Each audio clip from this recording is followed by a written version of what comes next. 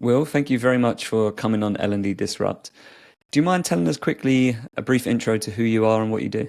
Right, okay. It's quite long and convoluted.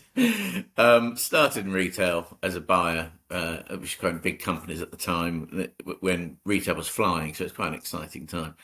I left that and went to BT just after being privatised, which is fantastic, really. It's like dying going to heaven if you had imagination.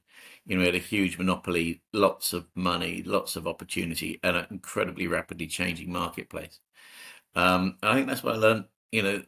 My whole concept about people was developed at BT.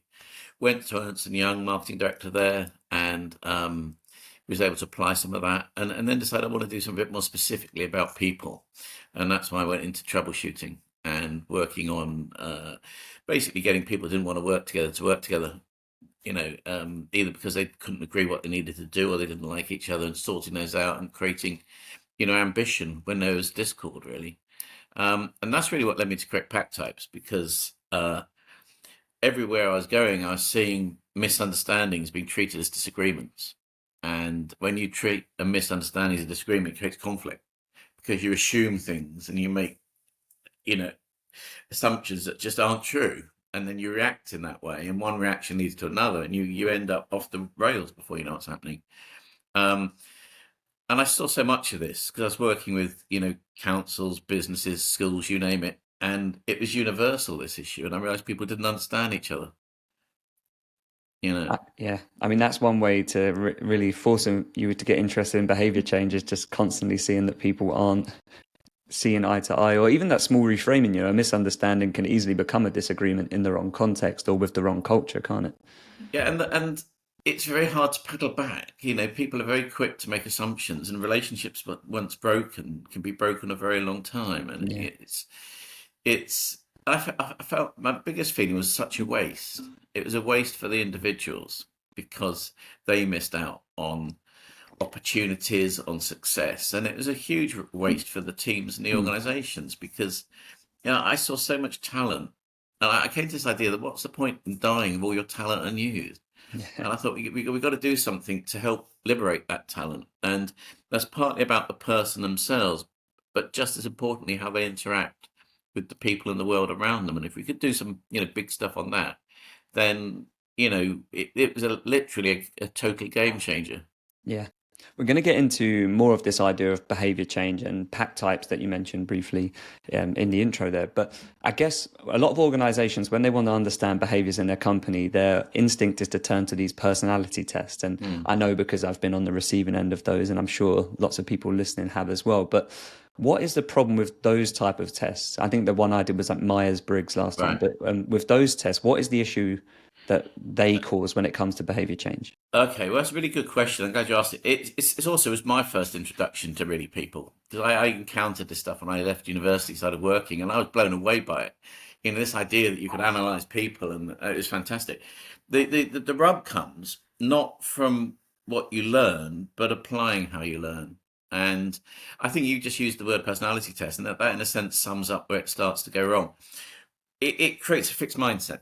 We have this whole idea that we are a person, we have attributes and character and personality. And then the smart thing to do is work out who we are and play to those strengths. Well, you can see the thread of logic in that. But the reality is, what it does is it creates a fixed mindset. It gets people to think, this is me, this is what I do well, and I'm going to stick to that and not do anything else. And if it's not part of those strengths, then it's going to be, I'm going to avoid it at all costs. Um, it also tends, a secondary thing is it then tends to people subconsciously prioritize their own strengths. They put greater value to them. So they tend to think things I'm good at are important, things other people are good at are less important. So the impact that has on teamwork is huge. So here you've got this thing, it's telling you about your stuff. A lot of money's been spent on it. You get some sense that you're developing, but it's not changing anything. And in fact, if anything, it's encouraging people to think more of the same. And I think I just realised that, what I said about talent, people going to, dying with all their talent unused. I realised that part of the reason for that is we are, and this is a realisation that's grown on me over 17 years, and it's got stronger and stronger and stronger as I progressed, is that we are, as human beings, capable of a huge range of behaviors way beyond what our natural preferences are. And if you focus on those natural preferences, you're actually forcing people or encouraging people to limit their behavior. And it's just such a travesty because yes, we need to know what we're strong at, and we need to be, have a focus on that. But there are so many more things we can do. And what that also does is it allows us to behave far more situationally. So I can adapt to work with you and adapt to work with different teams because I'm confident that I'm able to adapt. And so I found that psychometric tests were actually crippling people's ability to learn and grow, quite the Mm. opposite of what they were intended to achieve. Yeah. Do you think that when people get those results, like you say, it leans towards reinforcing your strengths, and actually, if we think about the behaviors we demonstrate now, they might not be the behaviors our organization needs to succeed. So like you say, by sending us down that path that pigeonholes us into I'm this type of person on a team, or this is my role in a team, actually, if we think about what success looks like, we might need a different set of behaviors to get there. So by just focusing on what people are naturally good at, we limit the chance that as a team we can collectively reach the Yeah, goals of our totally. organization. And it works at every level. It works at a personal level. It works at the team level. It works at an organizational level. You're constantly reinforcing what you used to do. And it sort of creates an emotional laziness, really, because you stick to your knitting. And what's interesting is the way that compounds up. Individuals that think like that behave like that as a team. So the net result is you then start, well, we need new people. We will recruit people. Um, and then generally speaking, you're just repeating the pattern, Do you know, and it doesn't help. you mentioned earlier about disagreements, and actually, I think viewing people as a fixed role in a team is actually how that happens, because people get quite protective over their role in a team or the tasks they own. So if we think about a personality type that says you're a good facilitator, therefore you facilitate events moving forward, and someone else would like to get involved in that. You perceive yourself as the owner, and someone else perceives that they can't step on your toes. So actually, I think from a culture perspective, this is a challenge as well. Yeah, and of course, make that person a leader, and they don't want to let go of those things. So I'm now managing you, and really, I should be encouraging you to do what I like doing, but actually say, well, no, that's not your job. I'm going to do that, and I want you to do this other stuff because I don't want to let go of what I used to do because actually that's what I really enjoy. I think what I've realised is people are, you see it in every aspect of life. We struggle with change. We find change hard, and we're not comfortable with it fundamentally. We can be made more comfortable with it. We can become comfortable with it, but our natural preference is for consistency, and that's true of not everybody, but the majority of people. So when you create systems that encourage people to identify and stick to their strengths, you're subconsciously playing on an innate human preference for not changing.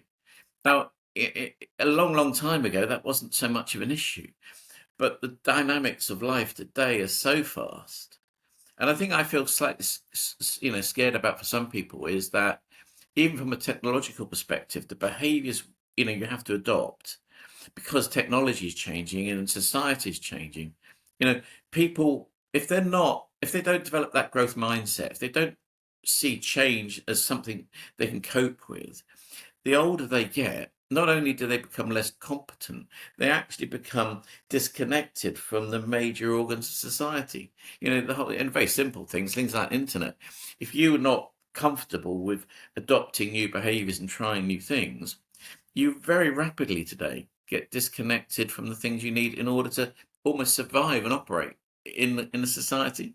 Yeah, we often talk about skills, and because it's something our product inherently solves, the problem it solves for people. But often people are worried about their skills becoming redundant, and therefore there's a real need to change there. But I often think skills are downstream of behavior change, because Yeah. if I need to learn a new way to do something, my natural instinct is to just replicate the behavior that I already do because it's easy. So in order to build the skills that I need to be able to cope with behavior change, because it's my change in behaviors that creates the environment for me to be able to learn the new skill. And then a step back from that, organizations need to create the environment for behavior change to happen effectively for the skills to Yeah. develop, I guess. It's totally true.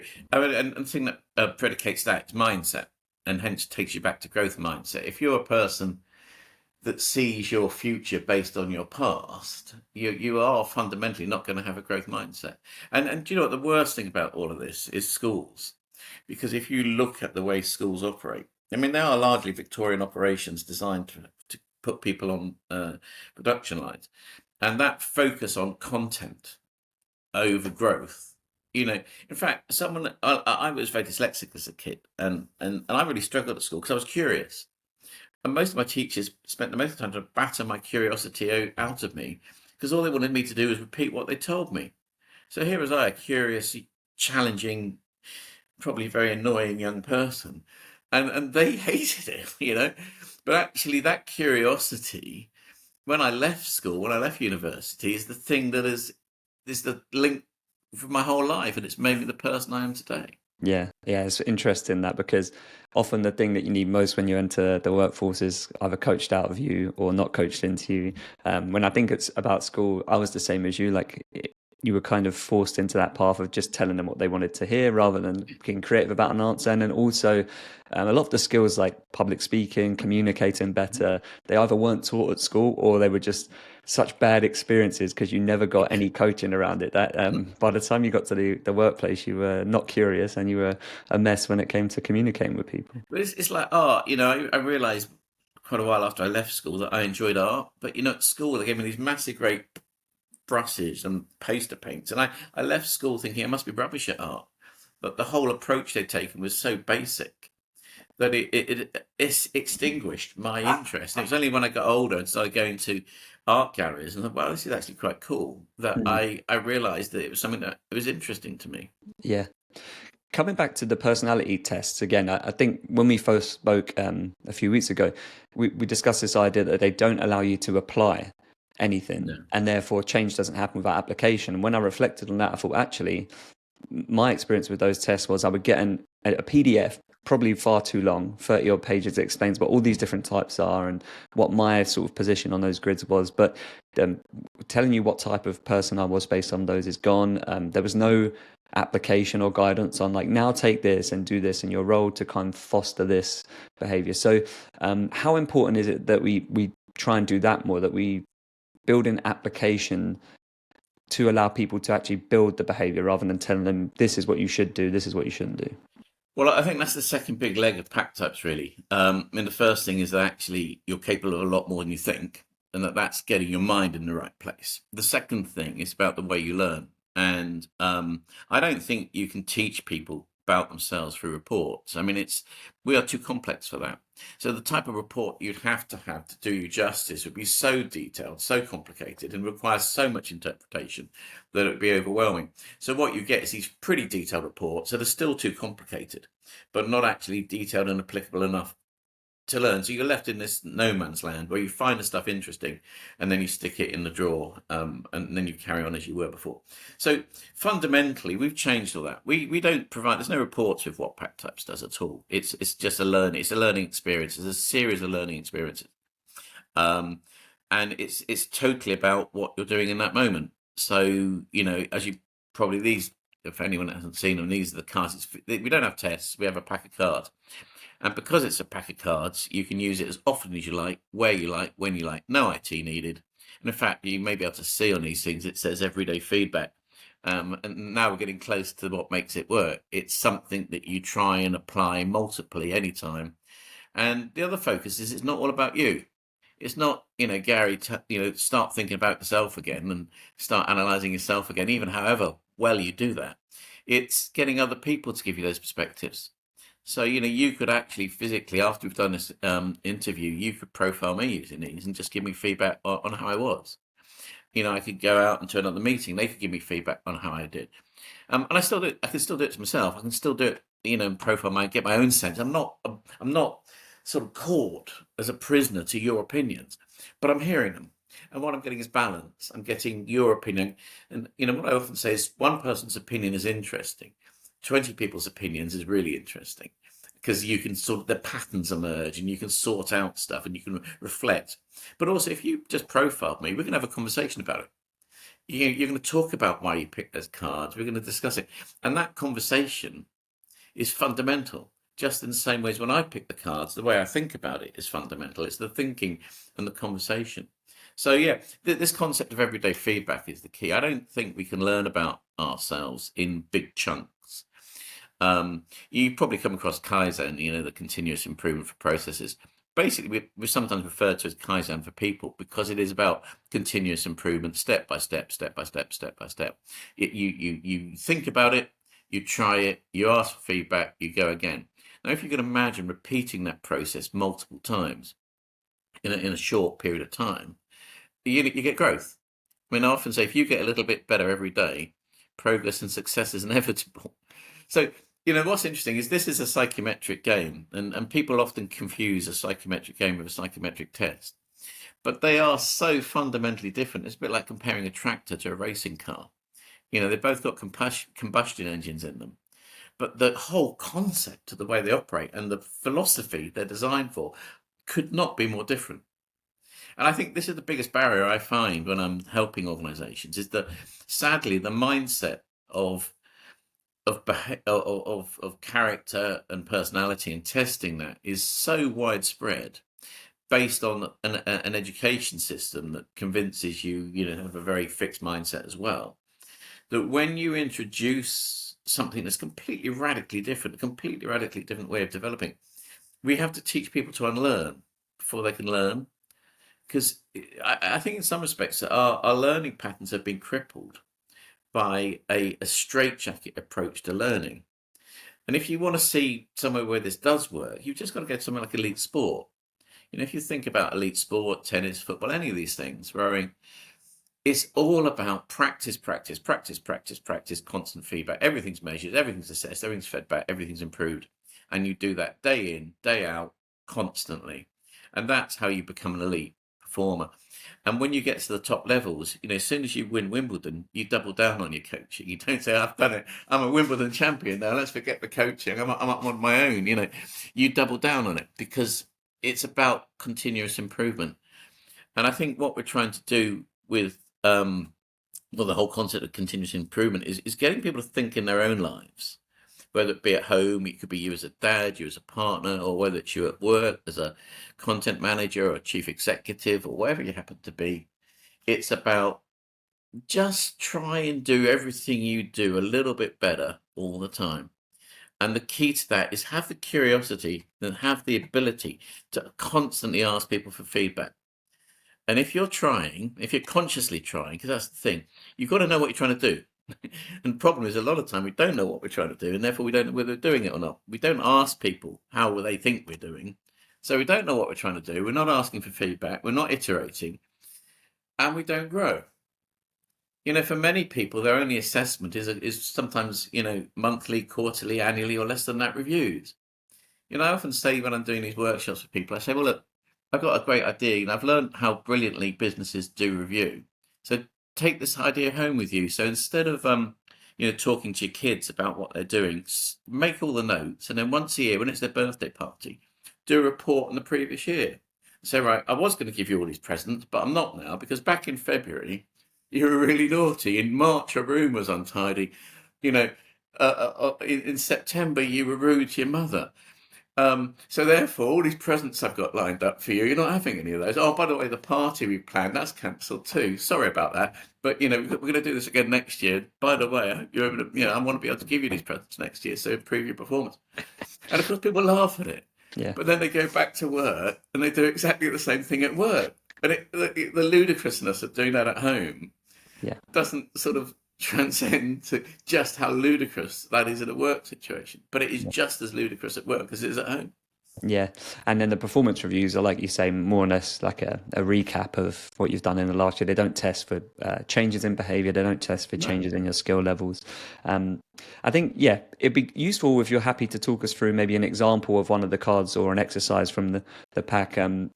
I'll put the link in the description if people want to learn more, but essentially I guess you're saying that you can either use them in a group setting to focus on behaviors together, or you can use them individually as prompts to get people to help you get that everyday feedback. But if you could give us an example, that'd be great. Okay. I mean, basically, this is the pack of cards, and as you can see, it's got words on one side and images on the other. And in essence, what you do, it doesn't matter whether it's you thinking about yourself, whether you're profiling somebody else, whether it's a team, I mean, you could even, for example, if you're going on holiday, you could profile what you want to do on holiday. You could effectively profile anything, but the concept is always the same. You go through the pack. There's a lot of words on it, and you synthesize it down to the 12 most relevant. So that could be the most relevant to, this is how I think I behave today. This is how I think my friend behaves. This is how my boss behaves. This is how I want to behave. This is how, this is the service we want to issue, offer our customers. Whatever you're trying to think about, whatever behavior in any situation is the same exercise. And, you're doing it the whole thing takes 3 or 4 minutes. So, if I wanted to give you feedback on this interview, we could spend a couple of minutes at the end of it. I could pick the cards. I'd go through why, and even without any of the profiling element, just explaining the words to you and why I'd pick them would give you major insight. The other thing I would say, they're all positive. People then think this could be fluffy, but it's not fluffy actually, because the reality is people only learn by being told what they do well. We might want to tell people what they don't do well, but actually all that does is close them down. If people stop listening when you tell them bad news, so it's not about whether they need to hear it, it's about their unwillingness to hear it. So it doesn't matter how much I need to know, telling me won't help. But what we do is we look at strengths and what I call lesser strengths. And the lesser strengths are reciprocal of strengths. So actually you get exactly the same place, but we get there through a positive route. So I would talk to you about the things you were doing well. And I say, look, I notice you haven't got any hound cards here. Hound associated with creativity. What impact do you think that might have on how you're performing, Gary? And so you start to fill that space and you start to ask yourself those questions. Because you're feeling good about yourself, you recognize where your strengths are. You're far more willing to think about those development areas. So that's what you do. So the way it tends to work is first thing we do is we get people talking about themselves and each other. So they profile each other, they profile themselves.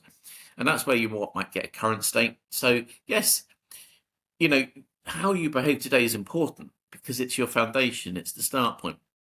What we then get people to, and I think you mentioned this, is we say, okay, say you're starting a new job. Well, what are the behaviors you think need to be demonstrated? And so you do the same thing about I call them success behaviors. But also, for example, say you were taking over from someone, you could get them to say, look, you've been doing this job for 3 years.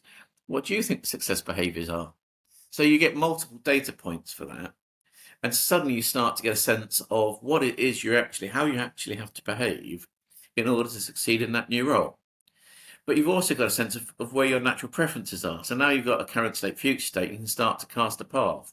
So you can say, yeah, this is, I like doing this stuff. This is what I'm comfortable doing. Yeah, and some of that's going to be, hopefully, some of that's going to be appropriate for this new job. But there's some new stuff.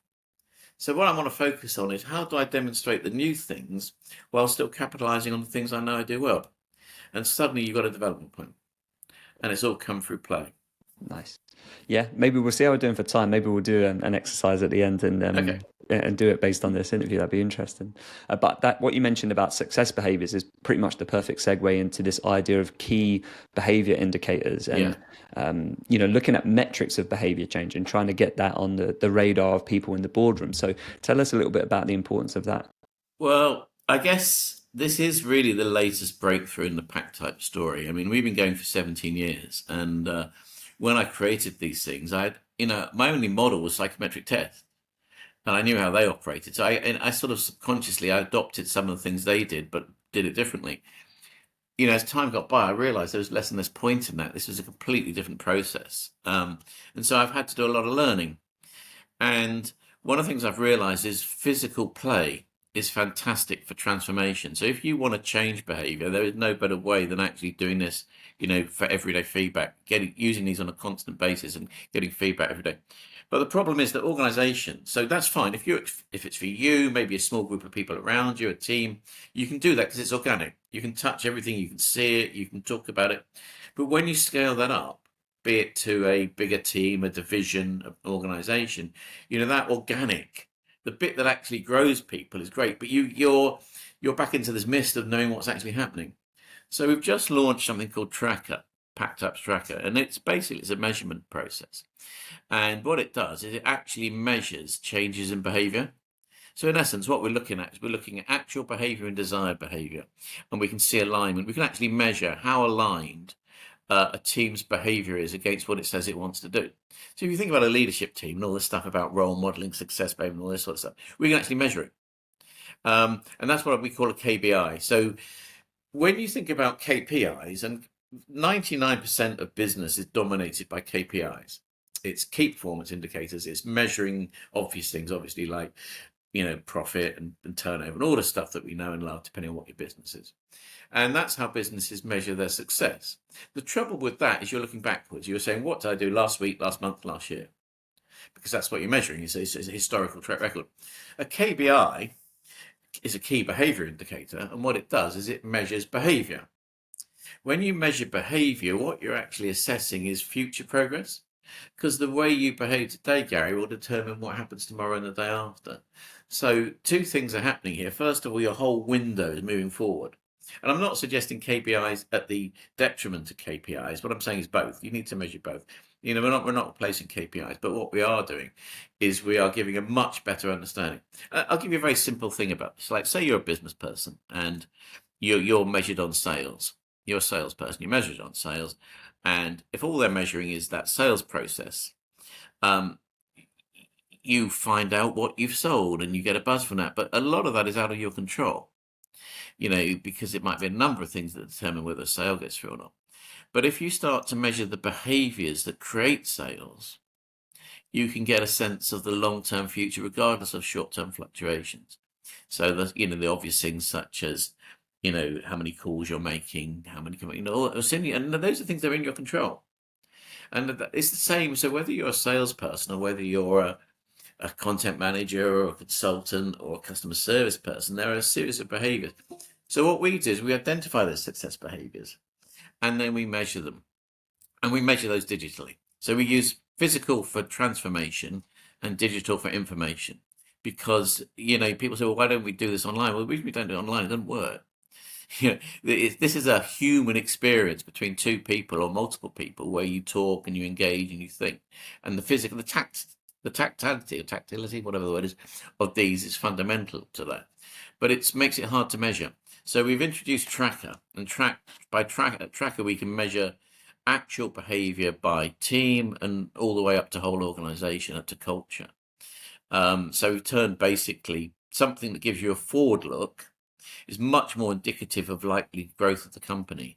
And certainly from a leadership point of view, it allows you to actually assess whether you're demonstrating the behaviors that you want the rest of the organization to copy. Yeah. So it's a breakthrough, really. I can't really overstate how important being able to measure behavior is proving to be, because it frames everything else. Yeah. I'm thinking about how people might track that. I guess part of it would be validation from peers, like peer review would be part of it. But I don't know if you know who Gong are. Gong use loads of their own internal data about their sales platform to create content that shows how other people could use it. And they published something the other day that was looking at the differences between men and women on sales calls, and they were using the data from their platform to show that women were actually spending more time listening on those calls. So if we're thinking like a behavior is that we need to listen more than we speak on a sales call to diagnose what a problem is, then that data that they've shared there. So maybe there is internal data in a company that indicates that there's higher behavior. And it's just about you finding that, I guess, maybe. Yeah, that those behaviors you're talking about are much more kin. So we're looking at words like imaginative, sensitive, understanding. So they're words that you could take those two sales calls, and you took a male one and a female one. You could pack type them, and the chances are you would get a very different profile of words. So the female one would have sensitive, understanding, words like that. The other one might be more charismatic. It might be more frank, more persuasive. Whereas you've got caring and supportive as female words. Genuine might be a word. And you would end up with very different profiles in those. So what you're identifying is a very good example of identifying success behaviors. Yeah. But they're not things like making phone calls. They are things like being caring, being sensitive. They're the things that we measure. Yeah, it's interesting because there's like hidden and observable metrics. So you could say, well, that person made 100 outbound calls, but what we don't know is the amount of people who didn't progress because there wasn't empathy on the call, or like you say, understanding, or maybe on the other side of the coin, they just need to be more pushy on that sales call, and we don't know that. So one of our words is persuasive. Yeah. So, for example, but I mean, what happens is what we do in this sort of situation is we would take high performing people and profile their behaviors. And so we'd very rapidly see, and it'd be quite interesting to do that by male and female as well. Um, so they're hidden behaviors, as you say. It's not something you're not saying like, how long were you on the phone? How many phone calls did you make? You know, it's not even things like, did you say good morning? It's none of that stuff. It's about the human qualities that determine the success of a relationship. You know, Yeah. resourceful, determined, organized. You know, these are the things that actually get to the very heart of human performance. Yeah. Encouraging, you know. So I would imagine, you know, in those type of calls, these are the words that would create rapport, not. And obviously, we know how important rapport is in Mm. the sales process. Yeah. But you're right, you know, that ability. One of the key words in here, one of my favorite word, probably in the whole pack, is curious. Mm. And you might ask, you say that asking questions demonstrates curiosity. Depends on the questions, I suppose, doesn't it? Well, I mean, I should suggest any question has an element of curiosity True, in it true. Yeah. by nature of you're asking somebody their opinion. Yeah. So unless it's completely non-genuous or Yeah. disingenuous, then there's got to be an element of Yeah. curiosity. I guess it'd be like leading questions versus open questions is like a behavior that sort of downstream from curiosity. Because if you're asking questions that try and just guide people towards your solution on a sales call versus actually if you're trying to hear them out to diagnose, it could be like, what is the biggest problem in your company right now versus like, how much do you struggle with onboarding, for example? If I asked you a leading question about onboarding, then there's less curiosity. But yeah, really, I find that But I really think interesting. that would actually be reflected in the words you picked. I think Yeah. somebody that used a lot of open questions Yeah. would get different words picked for them than someone that Mm. picked closed questions. Yeah, true, true. I think what's nice about this as well is it safeguards you against self-serving a view on metrics or behavior. You know, like if I come back to the sales example, I could just pick all the calls where someone said something nice about me on a personal level and use that as maybe evidence that I do have that empathy or ability to build a relationship. But you know, am I being selected there and only picking the ones who praised me as opposed to looking at the entire sample size? So I think once you start to do exercises like this and look at them as behaviors and do it more continually over time, you get much more probably self-awareness on where you are, I guess. Yeah, totally. I mean, the ubiquity. It's like I say, even if you think about yourself, one person's opinion of you is interesting. Multiple Mm. opinions is very revealing, and it's the same. You know, any of these things. The volume of review. You know, if you review leads to growth and performance improvement. If you're using a system like Packtypes, just the pure volume of review that happens might be going up 100, 1,000 times. And I just got to keep taking people back to elite sport. Um, there's not an elite sports person in the world that doesn't consistently and continually, it's that scale. You know, you can apply the same mindset, but if you're doing that once a month, if you're doing that 10 times a day, the pure scale. And I think one of the things I've realized is that, you know, I think somebody said the other day, behavior breeds culture. And it also creates character. You know, one of the things we say is we turn success behaviors into winning habits. And there's definitely this issue of, you know, this repetition of behaviors. And if they're success behaviors, you know, or unsuccessful behaviors, to be fair, whatever, if you repeat it, it becomes a habit. And what, you know, these habits stick. We've created a way of creating consciousness that change habits and rebuilds new habits. But what I've witnessed, and I've seen it in myself amongst others, is that consistently behaving in a different way has a huge impact on who you are as a person, what you might consider. You know, there's obviously innate elements of personality that don't change, but the expression of that does fundamentally change. And I have become a different person in the last 10 years. And when I look back to my corporate days, you know, in the city of London and the rest of it, I don't recognize myself. You know, I'm so different in that. I am a different person. And I think that's what we overlook sometimes is that this isn't about, you know, people say, well, how do I stay true to myself? Well, you do stay true to yourself. No one's asking people to be not true to themselves. But actually, you as a person are a far more wonderful, diverse, capable human being Mm. than than you demonstrate. And I don't mean like just you go. I'm Yeah. talking about, Yeah. people, we, me, you, Yeah. everybody. We don't do ourselves justice because the Yeah. behaviors we demonstrate are so often so far less than what we're capable of. But if from school onwards you've been taught to think that you're limited, and if you get using psychometric tests that reinforce the fact that you have a strength area and you should stick to it, of course, if it wears you out. It wears your, we used to do this profiling at schools quite a lot.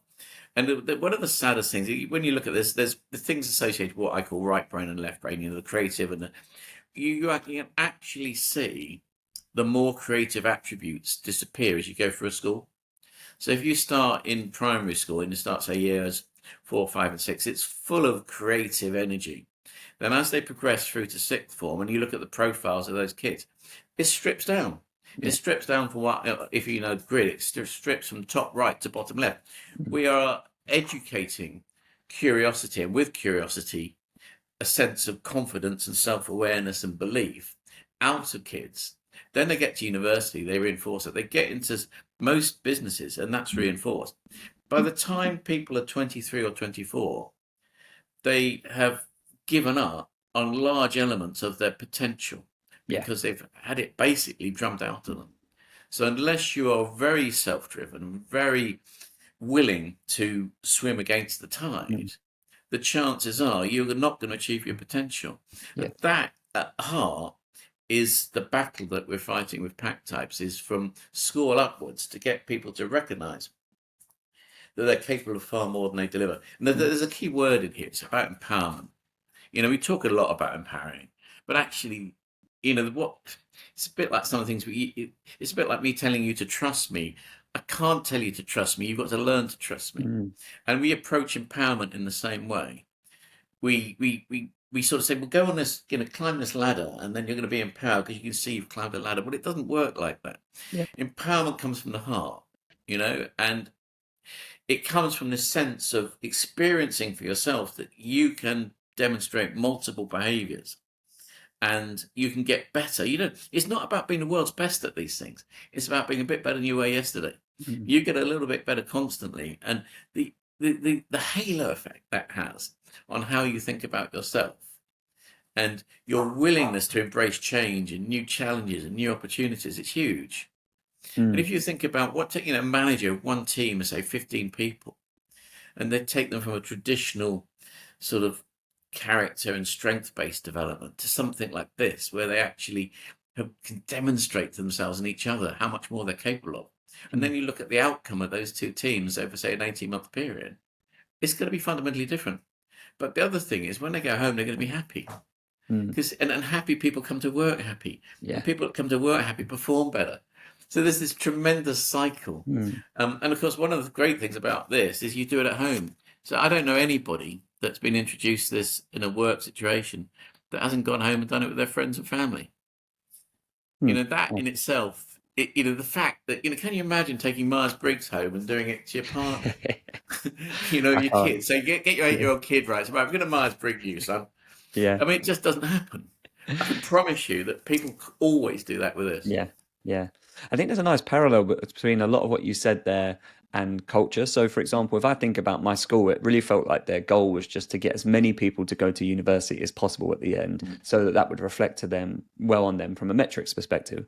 If we think about a lot of companies that lean too far into just what reaching the goals are, that becomes their priority as opposed to behaviors and cultures and creating happy people. So I really like that idea of the behavior shapes the culture, and therefore you need to know what success behaviors look like in your organization as much as you need to know what a KPI looks like, because without using the word downstream for the seventh time, it often feels like, unless people are coming to work and they're creative and they're happy and they're motivated and there's momentum in what they do, then you probably won't get, you still might get to your KPIs, but the journey might be far worse and the culture might suffer over time.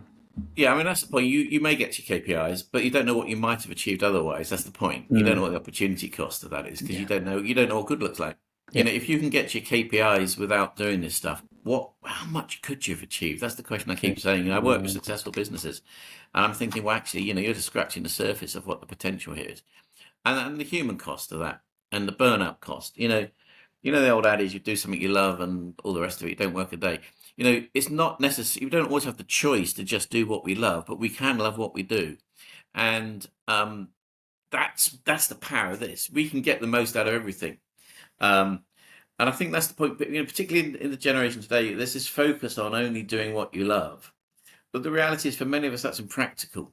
But we can all love what we do. And suddenly you can find the best in any situation. Mm, And the impact, you know, this compounding up of succeeding in anything makes you feel good. Because mm, the other thing I mentioned at the beginning, this is a positive experience.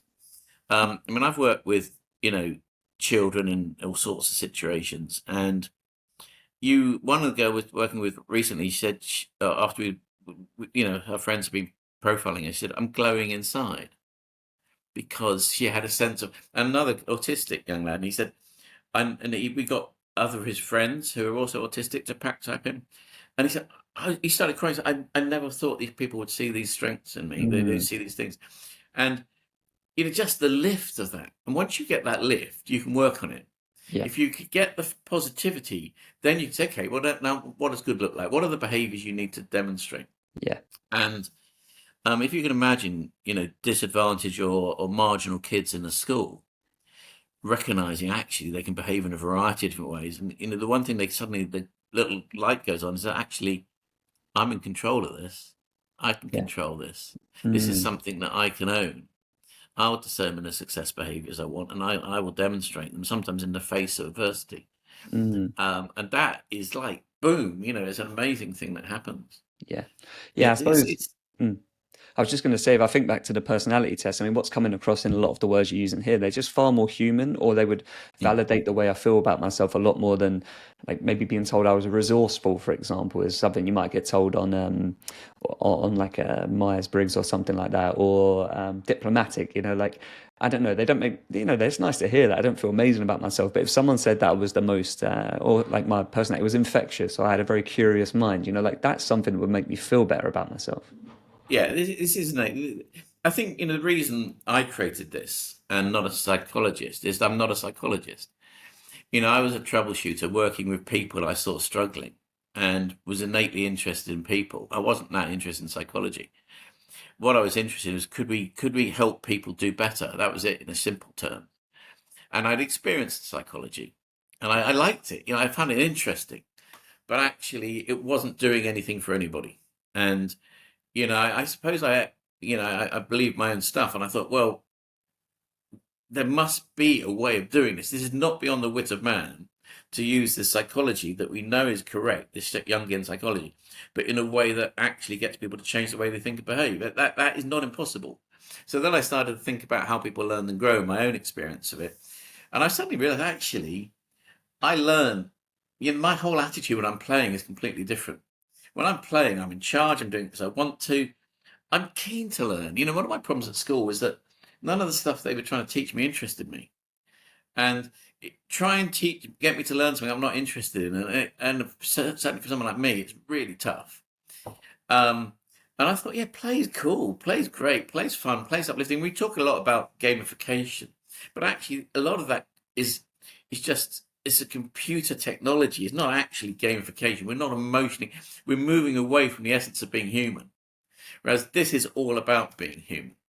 Yeah, Um, if I sound a bit passionate and stuff, there's a good reason for that. It's because I am. I mean, yeah, I've been doing this for 17 years and I've worked with children, young people, and adults in pretty much every situation from the forces, the NHS, the police, big companies, professional services, young offenders, mm, you know, charities, NSPCC, all sorts of stuff. And I know how much we can change people's lives. And, you know, one of the big things here is that there's one of the barriers I thought we had to overcome, and that was cost. Because what the most important, most expensive thing when it comes to helping people is us, is people, it's experts. Experts are expensive. And if you think about the sort of incremental growth that we're talking about here, it's not something we need to do for 1% of the population or 5%. It's 100%. We all have the potential to grow. We all need to have that potential supported. So it's okay, let's get some really smart professionals and we're going to coach every person in the country. well, you can see some logistical challenges with that, full stop. But then you think about the cost of that. And it's suddenly totally, if you say we're going to do 5% of the country, it's impossible, because the people that need it most are the people who've got the least money anyway. So I thought, well, there's a cost barrier here. So there's intellectual barrier, there's social barrier, all sorts of barriers, but there's a big cost barrier. And so I thought, well, the thing we've got to do is get rid of the experts. So I consciously created a model where, like you and I, Gary, we could work together, we could help each other, my brother, my sister, my mum, my dad, my friends. So we become each other's experts, because the tool creates the IP, the intelligent, what I call it social literacy. It's the understanding of, it's one thing, it's RVD, recognizing and valuing difference. That's really what's at the heart of that. And social literacy allows you to recognize and value difference. And you learn through play. But instead of having experts that have to give you answers, there's no answers, there's no experts, there's play and there's discovery. So that barrier to, there's no reason why every person in this country couldn't play this. And imagine every person in this country doing everything they do 10% better. Yeah. What world? I mean, that is nation changing. Yeah, no, absolutely. That's what I get excited about. That's why, if I come across as a bit of a passionate lunatic, that's why. That's my vision. Yeah. When I first created this, I had a whiteboard in my office, and I wrote across the top of it, making the world a better place one person at a time. And I know it sounds a bit misworldly and all that, but actually for the last 17 years, I've been doing that. And I can see it. I've seen the impact, and I get the feedback from individuals who've changed their life. Yeah. And so that's why I'm passionate. That's my goal. My goal is to help everybody in this country, and then ultimately the world, do everything they do a bit better. Yeah. And I know we can do it. That's the thing. I know we can do it. Yeah. No, your passion is great. And I think that's actually sometimes what gets coached out of you as well. Like the tall poppy syndrome in England is a bit more rife than maybe other countries. So people sometimes get shot down for being passionate about stuff. I think I've got to a stage in life where I'm unashamedly passionate these days. I don't have to fit into a corporate culture. I don't have to do that. And I am committed to this because it's not just a job. It's a purpose in life for me. Yeah.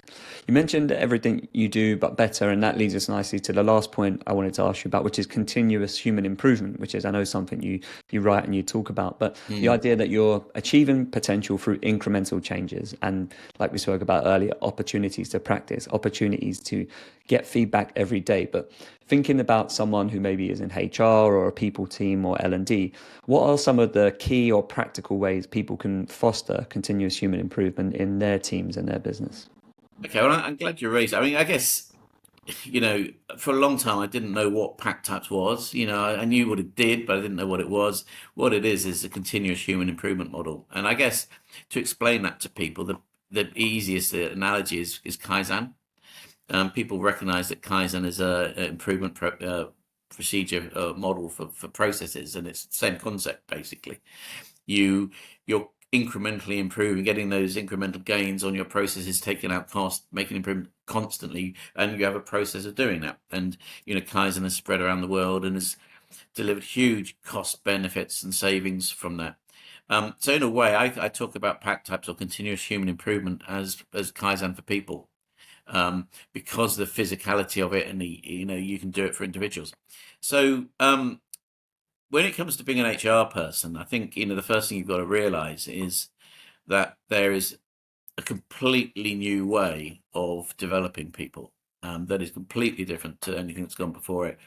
The biggest, people sometimes say, oh, I've done something like this before, and they talk about having done a psychometric test, and it is like someone who's driven a tractor saying, well, I've driven a racing car. They're not the same at all, and I have to overcome that barrier. That's a barrier, a real barrier, where people think they know what Packtypes is and they don't, because they haven't really stopped to think about what we're doing in this.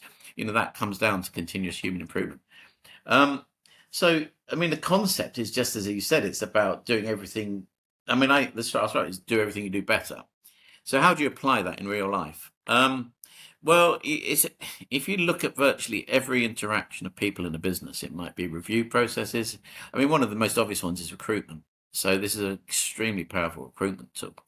We're working with a new company. It's a global software business, and we're starting with the senior leadership team. So I'm going out there to work with them. They are very modern in their thinking, and they want what we would describe as success behaviors. They want to infiltrate those, inculcate those throughout the whole organization. So they've recognized that to do that credibly, they have to demonstrate them. So we're going out to identify those success behaviors. They are then committing to personally demonstrate them. So rather than asking everybody in their organization to demonstrate them, that the first step is for them to show that they can do it, and they will do it. And we're going to be getting feedback from right across the organization on a 3 monthly basis to see what behaviors they demonstrate. So that's going to be a very interesting exercise. Once you've sort of established credibility, this whole values thing about words on walls and all that, they spout all this stuff. And engagement surveys, they're promising things in engagement surveys where their commercial strategy is diametrically opposed. So they're creating conflict in their own organization. And the people in the middle managers, are being made to promise their teams and employees that they're going to be kind and this and give them all the tools they want, all that. Whereas at the same time, they're being pushed and badgered by their senior leaders to cut out costs and be more effective. So they're actually being driven in diametrically opposed different ways. So what we do, and this is what I'd encourage HR people to do with this, is to genuinely create success behaviors. And it goes back to that phone call thing. It's real innate human behaviors that they will be proud if that organization demonstrates, and start it from the top down, get the leaders to demonstrate that, because if they don't, it will fall apart at some point. And then you introduce it further down the organization. And because we can now measure that, we can actually see, we come up with alignment and diversity scores on how well chosen behaviors are demonstrated. So we can actually say, well, you're 60% aligned, your success behaviors are 80% aligned. And depending on that, we can take specific actions to increase that alignment. Yeah. So it's for HR people, the first thing they've got to recognize is it's a completely new way of developing people that is far more likely to drive elite and exceptional performance than what they've been doing before. But that involves suspending disbelief a little bit. Just because this thing's got the word psychometric in it, a psychometric game and a psychometric test are totally different. Yeah. And what I've tried to do, and I think we have succeeded, is make this incredibly easy to trial. There's virtually no risk and very little cost in trialing it. Yeah. And as I always say to people, listen to my passion, but play it for yourself. Because your experience is going to be far more important than anything I'll ever tell you. Yeah, absolutely. Yeah, I love that. So if people do want to learn more, there'll be a link in the description, but it's packtypes.com is the website that people can go check out now.